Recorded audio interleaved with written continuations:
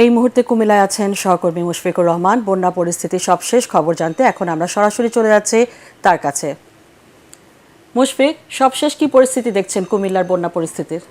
নাবিলা, এই মুহূর্তে আমি আছি কুমিল্লার আদর্শ সদর এলাকায়। এখানে গোমতীর একটা পয়েন্টে আমরা রয়েছি। এখানে আমরা আসার পর থেকে যেটা দেখতে পাচ্ছিলাম, এখন তো অন্ধকার, আমরা বিকেল থেকে এখানে অবস্থান করছি। আমরা যেটা দেখতে পাচ্ছিলাম যে গোমতীর পানি বেশ বৃদ্ধি পেয়ে সেটা কিন্তু একেবারে বেড়িবাঁধের সমান সমান হয়ে গেছে, আপনারা দেখতে পাচ্ছেন। এবং বিপদ সংকুল একটা এলাকায় পরিণত হয়েছে এটা, কারণ বেড়িবাঁধের 5 থেকে 6টা পয়েন্টে কিন্তু ভাঙন দেখা দিয়েছে, ফাটল দেখা দিয়েছে, দুঃখিত। তো সেই ফাটল কিন্তু পূরণ করার জন্য বা সেই ফাটল থেকে ক্ষতি হওয়া রোধ করার জন্য কিন্তু এলাকাবাসী এবং বৈষম্য বিরোধী ছাত্র আন্দোলনের যারা রয়েছেন সদস্য, তারা কিন্তু প্রাণপণে চেষ্টা করছেন। সকাল থেকেই তারা কিন্তু বিভিন্ন জায়গা থেকে বালি, বস্তা, বাঁশ এবং মাটি এনে তারা কিন্তু চেষ্টা করছেন বাঁধটাকে টেকানোর জন্য। আমরা একটু একজনের সাথে এখন কথা বলবো যে ঠিক কখন থেকে আপনারা কাজ করছেন, কি পরিস্থিতি এই এলাকায়? আমরা সকাল থেকে এখানে কাজ করতেছি। এলাকার যুব সমাজ সবাই মিলে বালুর বস্তা ফেলে ঝুঁকিপূর্ণ যে জায়গাগুলো আছে যতটুকু সম্ভব প্রতিরোধ করার চেষ্টা করতেছি,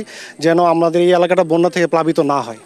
যেমনটা শুনতে পারলেন, আমরা যেটা দেখেছি যে বাঁধের পানির যে অবস্থা এখন, ঠিক বাঁধের অপর দিকে কিন্তু বাঁধের মাথা থেকে একদম 10 থেকে 12 ফুট কিন্তু নিচে এলাকাটা। ফলে পানি যদি কোনোভাবে ঢুকে পড়ে তাহলে কুমিল্লা আদর্শ সদর এলাকা এবং ক্যান্টনমেন্ট এলাকা কিন্তু প্লাবিত হবে বলে তারা আমাদেরকে জানিয়েছেন। এবং এরই মধ্যে এই যে বেড়িবাঁধ এলাকা যেটা রয়েছে, যেখানে দাঁড়িয়ে আছি, সেই জায়গাটায় কিন্তু সাধারণ মানুষের চলাচল তারা নিষিদ্ধ করে দিয়েছেন এবং তারা শুধুমাত্র বাঁধ মেরামতের কাজ করছেন।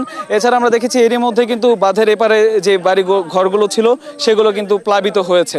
এবং পানি, আমরা যতটুকু জানতে পেরেছি পানি উন্নয়ন বোর্ড থেকে, যে গোমতীর পানি 185 সেন্টিমিটার বিপদসীমার উপর দিয়ে প্রবাহিত হচ্ছে।